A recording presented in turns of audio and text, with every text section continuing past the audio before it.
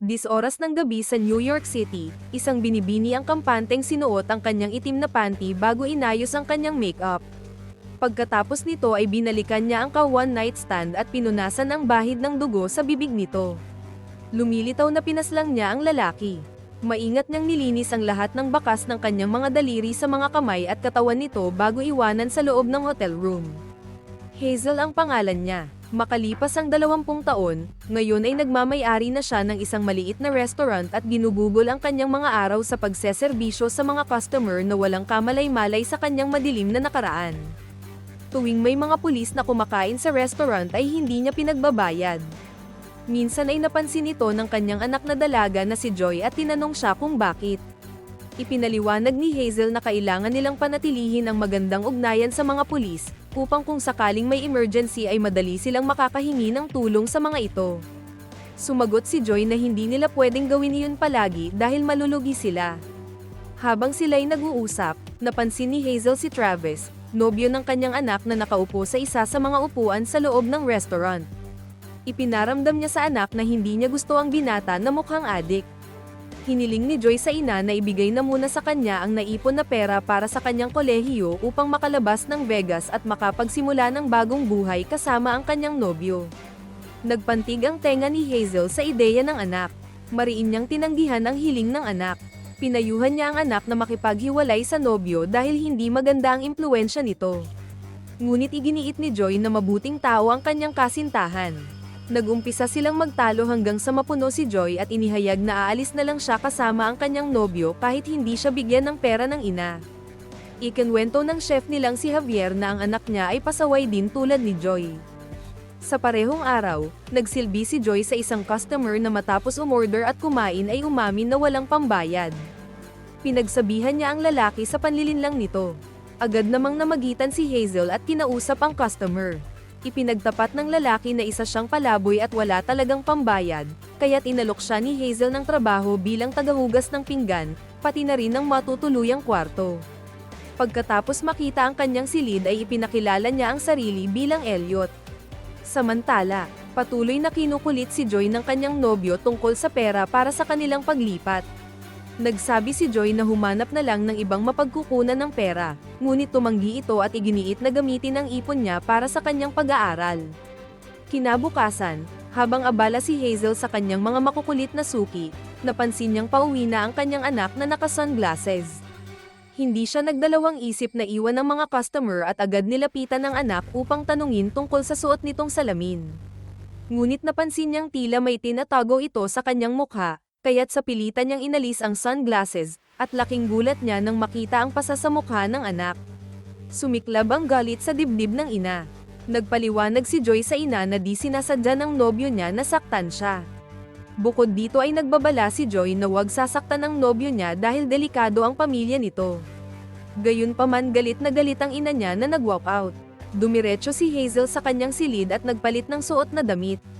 Saka kinuha ang baril na nakatago sa ilalim ng kama. Determinado siyang harapin ang boyfriend ng anak. Walang kamalay-malay ang nobyo ni Joy sa nakaambang panganib habang masayang nakikipagkwentuhan sa isang kaibigan sa isang repair shop. Nang dumating si Hazel at humiling na mag-usap sila ng pribado, tumanggi ang binata at pinagtawanan pa siya ng kasama nitong mekaniko. Nang makarinig si Hazel ng mapanira at bastos na mga salita sa binata ay agad niyang sinapak ito, kasunod ng isang sipa kaya bumagsak ito sa semento. Tinangka ng mekaniko na makialam pero agad siyang inesprayan ni Hazel ng pepper spray kaya natigilan ito sa sakit. Dugo na ang umaagos mula sa mukha ng binata dahil sa suntok kaya't inilabas ni Hazel ang baril at inutusan siyang sumama. Nang tumanggi ito ay nagpaputok siya ng isang bala malapit sa tenga nito kaya agad na sumunod ang binata. Takot na takot habang nirereklamo ang nabali niyang ilong. Kinuha ni Hazel ang cellphone ng binata at tinapon ito. Inutusan niya itong manatili sa compartment tapos ay nilagyan niya ng duct tape ang kamay, paa at bibig nito. Pagkatapos nito, bumiyahe sila ng ilang milya papunta sa disyerto ng Vegas. Huminto sila sa alanganing lugar at pilit niyang hinila ang binata palabas ng sasakyan. Magkasama silang naglakad papunta sa isang hukay. Ilang saglit pa ay sinipa niya ito pababa. Doon ay ibinunyag ni Hazel na hinukay niya ang libingang iyon noong unang araw na nakilala niya ang lalaki. Dahil alam niyang darating ang panahong sasaktan nito ang kanyang anak. Pagkasabi nito, agad niya itong binaril at iniwan ng hindi man lang tinabunan ang bangkay. Kinabukasan ay sinubukan ni Joy na kontakin ang kanyang nobyo, pero wala itong tugon sa mga mensahe niya. Kaya hinarap niya ang kanyang ina tungkol sa pagkawala ng kanyang kasintahan. Nagsinungaling ang ina at sinabing kinumpronta niya lang ang binata kaya nagpa siya itong umalis ng mag-isa sa syudad. Hindi naniwala si Joy at muling ipinaalam sa ina na kilalang kriminal ang pamilya ng kanyang nobyo. Mga kriminal na walang awa at bayolente kaya siguradong maghihiganti ang mga ito kapag may masamang nangyari sa nobyo niya. Gayunpaman, hindi natakot si Hazel sa maaaring mangyari sa hinaharap. Pagkaalis ni Joy ay nilapitan ni Elliot si Hazel upang damayan ito. Nang mapansin ni Hazel ang isang lalaki na kinukuhanan ng litrato si Elliot ay nilapitan niya ito para kumprontahin, pero umalis ang lalaki nang hindi nagsasalita. Sa sandaling iyon ay tila balisa si Elliot sa kusina. Nang mapansin niyang pinapanood siya ni Hazel ay bigla siyang nagkunwaring kalmado. Kinagabihan, nagising si Elliot mula sa isang masamang panaginip at tahimik na lumabas ng bahay. Nagulat siya nang makita niya si Hazel na nakaupo sa labas. Tinanong siya nito tungkol sa misteryosong customer na kumuha ng litrato niya. Itinanggi niyang wala siyang alam na anumang dahilan kung bakit siya pinipitsuran ng lalaki. Nang tanungin ni Hazel si Elliot tungkol sa kanyang nakaraan at sikreto, pumayag itong magsasabi basta't isasalaysay din niya ang sariling nakaraan. Tumanggi si Hazel kaya naghiwalay na lang sila ng landas sa gabing iyon. Pagkaalis ni Elliot ay muli na namang nakita ni Hazel ang misteryosong lalaki na lihim na kinukuhanan si Elliot. Nang umalis ito ay sinundan niya ang sasakyan hanggang sa tinutuluyan nitong motel. Palihim siyang pumasok sa kwarto at hinampas ito ng baril sa batok. Makalipas ang ilang sandali ay nagkamalay ang lalaki pero nakita niyang nakatutok na sa kanya ang baril ni Hazel. Nang tanungin siya ni Hazel tungkol sa mga litrato, inamin niyang isa siyang freelance journalist na gumagawa ng ulat tungkol kay Elliot. Sinabi ng lalaki na tingnan ni Hazel ang laman ng kanyang laptop bilang ebidensya. Doon nakita ni Hazel ang isang balita tungkol kay Elliot. Lumalabas na dati siyang isang kilalang heart surgeon na nakapatay ng kanyang nobya sa isang aksidenteng dulot ng pagmamaneho habang lasing. Nakulong siya ng 4 na taon at kamakailan lamang pinalaya. Pagkarinig nito ay kinuha ni Hazel ang laptop ng lalaki at lumakad paalis. Binalaan niya ito na wag nang magpapakita sa kanyang restaurant.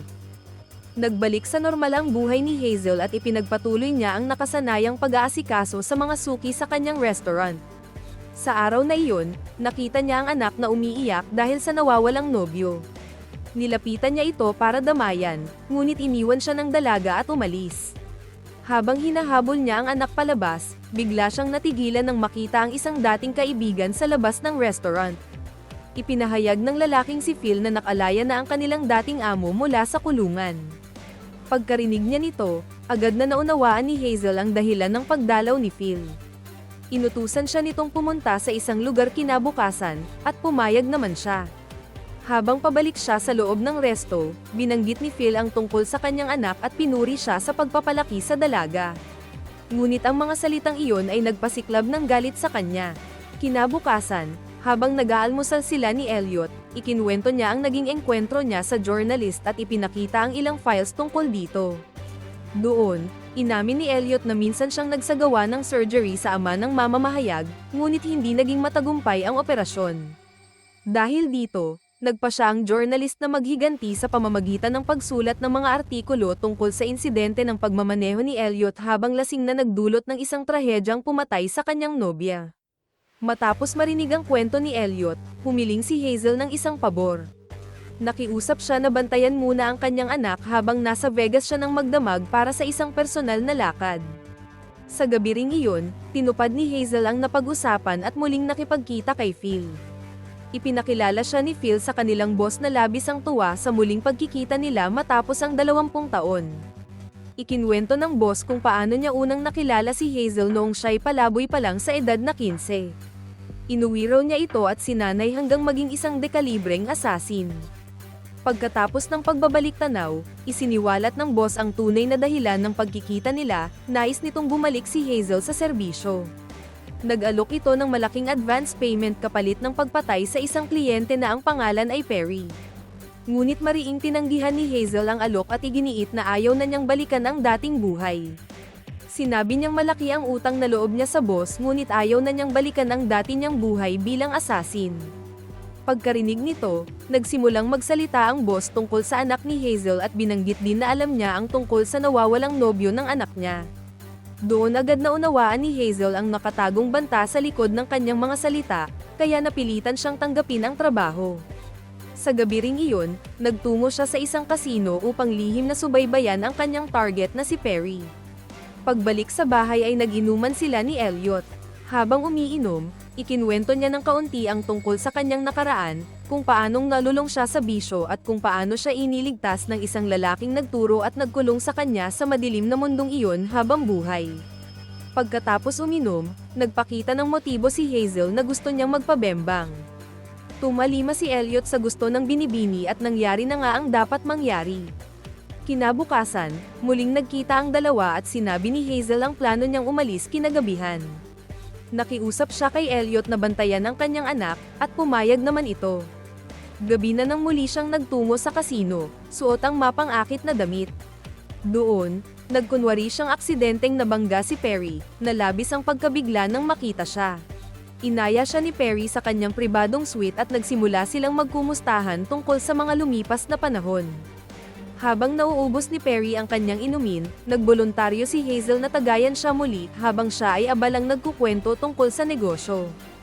Nang makita niyang abala si Perry, palihim niyang inilagay ang isang tableta sa baso at iniabot ito pabalik sa kanya. Hindi alam ni Perry ang tunay na intensyon ni Hazel kaya tinanggap niya ang baso. Ngunit sa halip na inumin ito, nagsimula siyang magtanong kung bakit siya iniwan ni Hazel bigla matapos ng bembangan nila 20 taon na ang nakalipas. Inamin niyang mahal pa rin niya si Hazel at nais niyang ipagpatuloy ang kanilang relasyon. Pagkarinig nito, hindi mapakali si Hazel. Kaya habang painom na si Perry, bigla niyang inagaw ang baso at hinalikan siya. Habang lumalalim ang halik ni Perry, may kumatok sa pinto upang mag-abot ng impormasyon. Tumayo si Perry upang asikasuhin ito, kasabay nito ay tinapon ni Hazel ang inumin upang hindi na ito mainom ni Perry. Pagbalik ni Perry ay muli niyang hinalikan si Hazel bago nagkasundong magkitang muli. Bumalik si Hazel sa kanyang araw-araw na buhay sa restaurant, habang si Elliot ay patuloy na nagtatrabaho bilang tagahugas ng pinggan. Ngunit ang hindi niya alam, si Elliot ay isa palang undercover agent na nagtatrabaho para sa kanilang dating boss. Inutusan siya ng boss na bantayan at iulat ang lahat ng kilos ni Hazel. Balik sa resto, naikwento ng isa sa mga pulis kay Hazel ang tungkol sa dumaraming kaso ng nawawalang mga babae sa lugar. Kaya tinanong ni Hazel ang kanyang chef kung may alam ito, ngunit sinabi ng chef na wala siyang impormasyon. Narinig ito ng pulis at sinabihan si Hazel na agad ipaalam sa kanya kung sakaling may makuha siyang balita tungkol sa mga nawawalang babae. Samantala, dumating si Phil sa resto upang paalalahanan si Hazel na aalis na si Perry sa bayan, kaya kailangan na niya itong tapusin.